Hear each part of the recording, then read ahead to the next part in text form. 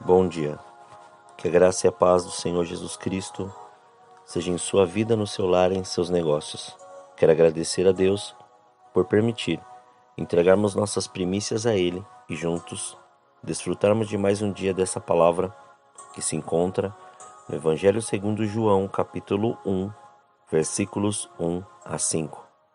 No princípio era o Verbo, e o Verbo estava com Deus, e o Verbo era Deus. Ele estava no princípio com Deus. Todas as coisas foram feitas por meio dele, e sem ele, nada do que foi feito se fez. Nele estava a vida, e a vida era a luz dos homens. A luz resplandece nas trevas, e as trevas não prevaleceram sobre ela.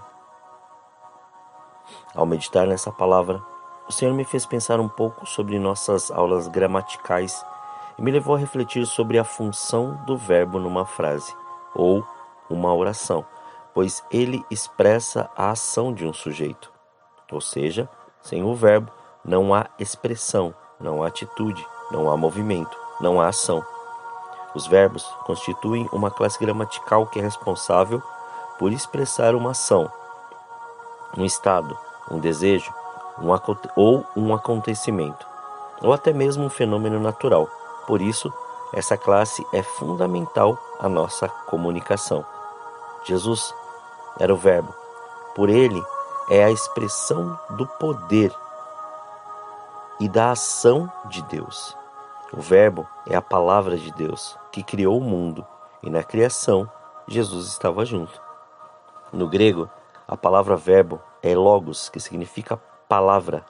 Por sua palavra, Deus criou o mundo e tudo que existe, como vemos descrito na carta aos Hebreus, capítulo 11, versículo 3.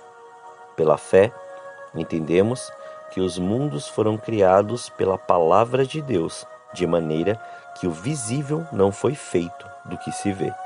A palavra de Deus representa seu poder e sua autoridade. O Verbo é Deus agindo no mundo. A palavra diz que Jesus é o Verbo, a palavra de Deus, pois vemos isso nos primeiros versículos que explica que Jesus sempre esteve com Deus, porque Ele é Deus. Jesus é Deus se revelando aos homens, agindo no mundo para trazer salvação. A palavra de Deus se tornou um homem e morou entre nós, como descrito no Evangelho segundo João, capítulo 1, versículo 14. O Verbo se fez carne e habitou entre nós. Vimos a sua glória, a glória como do unigênito do Pai, cheio de graça e de verdade. Por ser o Verbo, a palavra de Deus, Jesus tinha todo o poder e autoridade de Deus, como vemos descrito no Evangelho segundo João, capítulo 17, versículos 1 a 3. Tendo dito estas coisas, Jesus levantou os olhos ao céu e disse: Pai, é chegada a hora.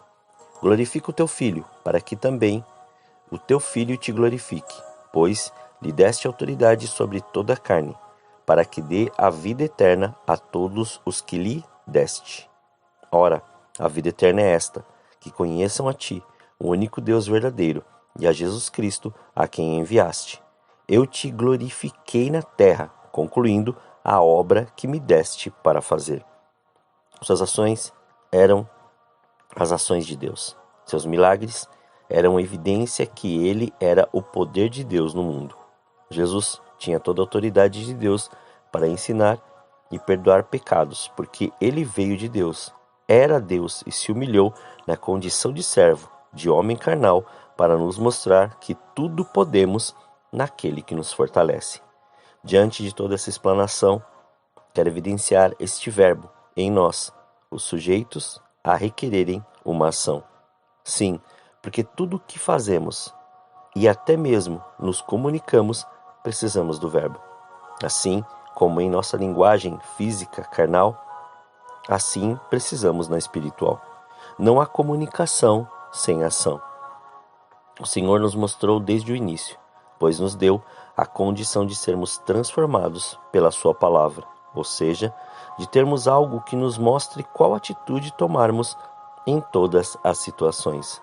O verbo é importante para a nossa vida espiritual, como o verbo é de suma importância em nossa gramática, mas com uma condição de sempre se movimentar, de continuar, de expressar e mostrar o que e como fazer.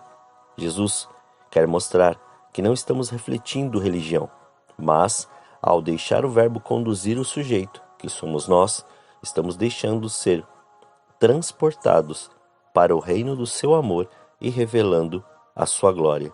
Assim, ele nos mostrou que somos detentores de um caminho que nos faz viver sem trevas e com uma atitude e autoridade grandiosa, como descrito na carta aos Colossenses, no capítulo 1, versículos 13 a 17. Ele nos tirou do poder das trevas e nos transportou para o reino do Filho do seu amor, em quem temos a redenção pelo seu sangue, a saber, a remissão dos pecados. Ele é a imagem do Deus invisível, o primogênito de toda a criação, pois nele foram criadas todas as coisas que há nos céus e na terra, visíveis e invisíveis, sejam tronos, sejam soberanias, sejam principados, sejam potestades, tudo foi criado por ele e para ele. Ele é antes de todas as coisas, e todas as coisas subsistem por ele. Concluindo, vamos perceber que o Verbo, Jesus, nos mostrou que todas as ações podem ser feitas se crermos. E se nossa fé for nele, tudo será transformado, restaurado e renovado. Que possamos permitir o Verbo nos designar nossas ações, pensamentos, atitudes, sentimentos e tudo, realmente tudo que formos fazer. Pois, quando o verbo nos determina a ação, revela sua luz, revela o caminho, revela tudo o que devemos e o que não devemos fazer.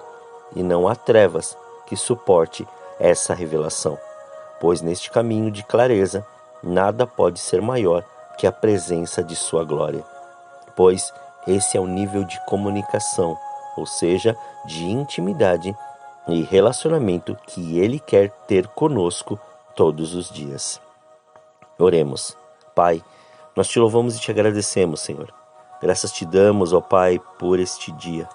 Obrigado pela sua presença, obrigado pelo seu amor, obrigado, Pai, pela condição que o Senhor nos colocou de entregarmos as nossas primícias, de entregarmos estas primeiras horas a Ti, de entregarmos tudo aquilo que temos e que somos, para que a Sua glória se manifeste. E como o Senhor nos disse hoje, Pai, para crer que o Senhor é o Verbo, é o Senhor que determina a nossa ação, é o Senhor que faz com que cada pensamento saia, Pai, da maneira correta, ou do modo correto, ou no momento correto.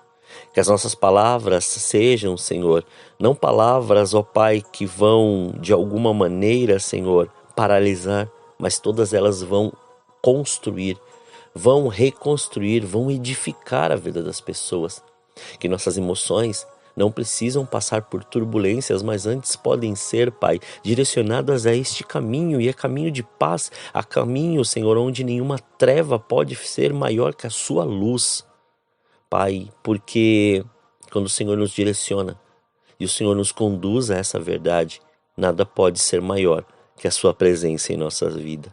Por isso, somos gratos por esse dia, gratos por tudo que o Senhor tem feito, gratos da maneira que o Senhor tem feito.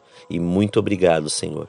Muito obrigado pela sua presença, muito obrigado pelo seu amor, muito obrigado pela sua unção e pela sua graça. Assim, Pai, nós profetizamos sobre este dia, que é um dia, Senhor, aonde o Senhor tem ou já nos direcionou e vai nos direcionar para tudo o que temos que fazer, como nós temos que fazer e como nos comportar em todas as situações. Muito obrigado, Senhor. Graças te damos. Obrigado pela oportunidade, Senhor, de estarmos vivendo aquilo que o Senhor preparou para nós neste dia. Assim oramos, agradecidos em nome de Jesus. Amém. Que você tenha um dia abençoado na presença do Senhor.